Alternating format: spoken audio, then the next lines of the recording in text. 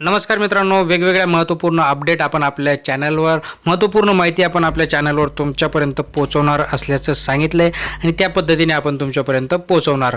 अजून चॅनलला सबस्क्राईब केलं नसेल सबस्क्राईब करून ठेवा. जास्तीत जास्त लाईक करत जा, शेअर करत जा. महत्त्वपूर्ण वेगवेगळ्या क्लुप्त्या वेगवेगळ्या माहिती आपण तुमच्यापर्यंत पोहोचवणार आहोत. खाते असेल की नाही, मग आजची ही बातमी तुमच्यासाठी खास ठरणार आहे मित्रांनो. खरे तर आपल्या बँक अकाउंटमध्ये असणाऱ्या पैशांवर आपला सर्वस्वी अधिकार असतो. मात्र जर बँक खातेधारकाचा मृत्यू झाला तर त्याच्या अकाउंटमध्ये असणाऱ्या पैशांवर कोणाचा अधिकार असतो याबाबत आपण कधी विचारच केला नाही, कारण की प्रत्येकाला आपण अमर आहोत असंच वाटत असतं. आणि त्याच्यानंतर आपल्याला महत्त्वपूर्ण गोष्टी जाणून घ्याव्याच लागणार.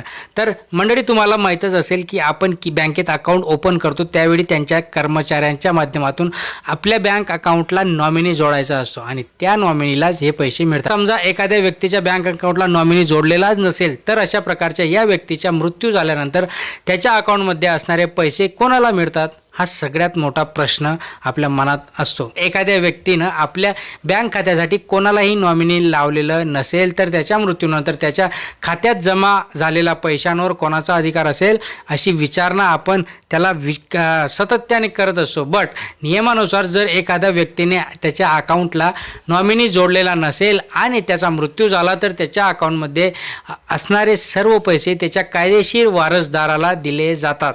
बघा, आता प्रश्न असा की कायदेशीर वारसदार म्हणजे नेमकं कोण? विवाहित पुरुषाचे कायदेशीर वारसदार त्याची पत्नी, मुले आणि आईवडील असतात. जर मृत खातेदार अविवाहित असेल तर त्याचे आईवडील, भावंडे त्याचा कायदेशीर वारसदार म्हणून दावा करू शकतात. फाईल करून ते पैशांवर दावा करू शकतात. पण एखाद्या व्यक्तीने त्याच्या बँक अकाउंटला नॉमिनी जोडले नसेल तर अशा व्यक्तीच्या कायदेशीर वारसदारांना सदर मयत व्यक्तीच्या बँक अकाउंटमधून पैसे काढण्यासाठी अनेक कागदपत्रांची गरज भासत असते.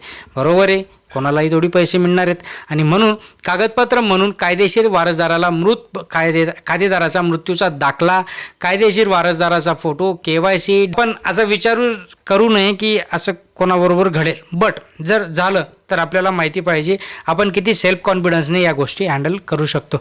अशाच महत्त्वपूर्ण माहितीसाठी सबस्क्राईब केलं नसेल सबस्क्राईब करा, लाईक करा, शेअर करा. धन्यवाद.